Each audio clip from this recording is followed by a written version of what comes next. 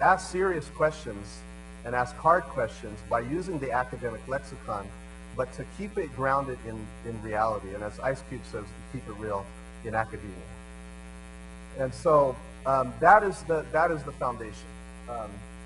Now, some of the key concepts from those larger theoretical ideas include marginality. Let me get a shot of my Jose Cuervo real quick. Marginality, invisibility. What I mean here is that, and it goes back to this experiences of being a racial minority on the U.S. mainland. The ambivalence and the contradiction of being highly visible and invisible. And what I mean is being highly visible as being non-white, as being different, being a racial other, and at the same time being invisible for who you are ancestrally or essentially. And so when you have that combined thing, it kind of perpetuates a more deep-seated and multi-layered experience of marginality. So one definition of marginality is simply being at the periphery, at the edge of the core economic, political, and social activity of the given society that we're talking about. And on the U.S. mainland, we're talking about, a U.S. society rooted in colonization and Anglo hegemony.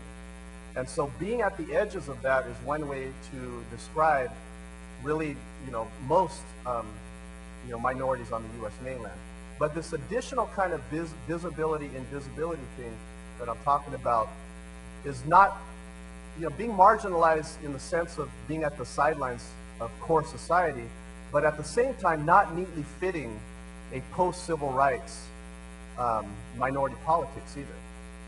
So if you look at the post-civil rights era, there's been a lot of victories, desegregation, equal access, etc., civil rights acts, etc. And the larger, more visible racial minority groups across the U.S. have empowered themselves legally, politically, socially, and that has become part of the U.S. story. But invisible minorities, such as Pacific Islanders, such as Southeast Asians, such as Costa Ricans, Guatemalans, etc., don't neatly fit that racial ethnic hierarchy, that racial ethnic classification on the U.S. mainland. And at the same time, when you kind of put into the mix, multi-ethnic or bi-ethnic, biracial children, like my godson, who's Chamorro and Chicano at the same time, they don't neatly fit. And so it's a level of ambivalence, it's a level of ambiguity that is like a double-edged sword. And it is from that understanding, from that lens, that I look at, kind of my physical and symbolic movements to and from Guam. And in doing that, what we do at an individual level is, I think people negotiate their identities. Growing up, being perceived usually as Mexican in Southern California, I've negotiated my identity, even in the way that I like pronounce my name. I always negotiate with myself, okay, am I going to roll the R? Am I not going to roll the R? Or am I going to say it in an Americanized way? And I use all three. I use all three, actually. But I use Perez more often. And a lot of it is just kind of for practical reasons, to not have to do like Guam History 101 on the spot. And just, I got to move on to the next thing. So the ways in which we negotiate our identities at a personal level are related to the negotiation of identities in nations at a more global level, at a more economic level, at a more political level. So there is this micro-macro connection, as sociologists refer to it, of when your sociological imagination gets sparked. It gets sparked when you're able to look at yourself reflexively in the context of your history, in the context of your ancestry, in the context of your mixed ancestry, etc. And when you make those connections, that's when you have sparked your sociological imagination.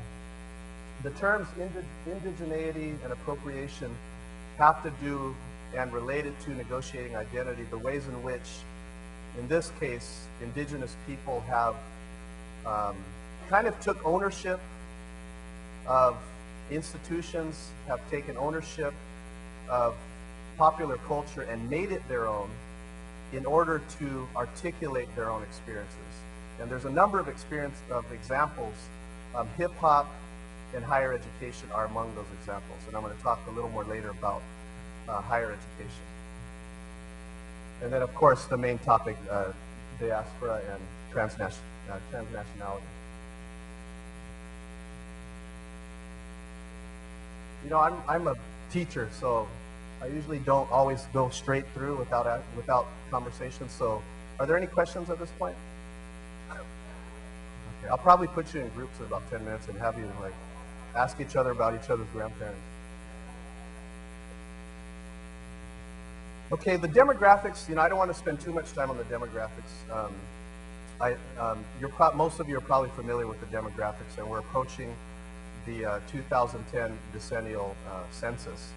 And so all I want to highlight for you here is that, you know, keep an eye on the percentage or the proportion of Chamorros on Guam and the CNMI.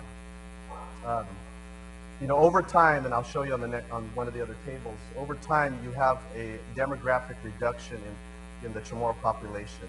And there's some implications for that, and there's different issues of debate regarding that demographic in and of itself that we don't have time to fully engage that. But I just wanted to highlight it for you because I'll come back to that later. So you see the bold 40%, this is based on 2000 census. On Guam, there were 40% Chamorros that made up the population on Guam, and in the CNMI, 26.6%. And then you see the other groups. If we look at the proportion of Chamorros on Guam in particular, we see that over time, really since census was taken on the island, you have a steady reduction in the proportion of Chamorros on Guam, which has a combined result of in-migration of other groups and also Chamorro migration out of the Mariana Islands. There is this spike in 1970 where you have 84% officially documented as Chamorro, and you have a spike in the population. This in part had to do with reconstruction after Typhoon Karen, but it also has to do with some of the problematic validity issues with how data is collected. And so Faye Untalan, you know, she makes the argument that this has to do with the counting of non-Chamorros as Chamorro under the quote-unquote term native. And so during that year, there was an overcounting because actually there were so-called Chamorros counted as Chamorros, but they weren't actually Chamorros. So, you know, that's the demographic spike. It has to do with human error as well. When we compare the Chamorro population in the States, including Hawaii, of course, relative to other Pacific Islander groups, we see that Chamorros are the third largest, next to Native Hawaiians and Samoans. Overall, Pacific Islanders only make up 0.3% of the U.S. population. And when we look at that from the mainland, when I introduce this idea, I, of course, cover Pacific Islanders in my sociology classes. And when I introduce that figure, the question arises, well, if you round the number down, then we're talking about a non-existent group. And so I have to really spend almost 45 minutes to an hour on the implications of the numbers from a broader perspective, from a diasporic perspective, from a transnational perspective. So I explain to my students that really that 0.3% really means 50% and above, depending on where you're standing. And so it is through that realization that they see, okay, even though I don't care about this group, even though they're numerically invisible, there is something to be said about globalization.